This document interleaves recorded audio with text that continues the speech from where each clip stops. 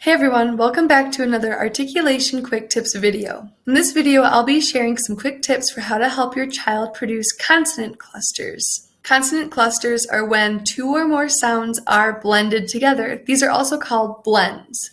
Personally, I tend to think of consonant clusters as three or more consonants blended together, and I consider blends just two consonants blended together. All that terminology aside, all you need to know is that consonant clusters are when there are a bunch of consonants that are smushed together. I listed some examples above.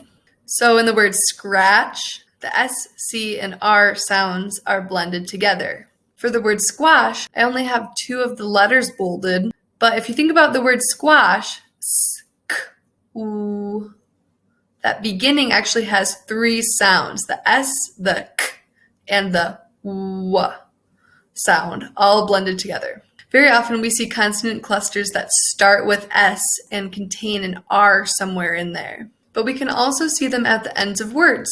Words like banks has that NKS in it. And the word helped is kind of a weird one because it has an ED at the end, but it's actually kind of a T sound if you think about it. Helped. My first tip to help your child produce consonant clusters is to discuss what each letter in the word is and what sound it might make. So if we take the word scratch, you could have them write it out. You can just look at the word together.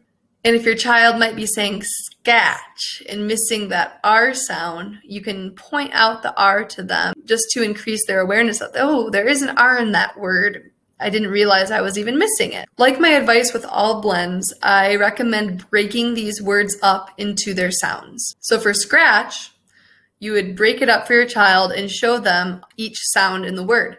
Sk, r, a, ch.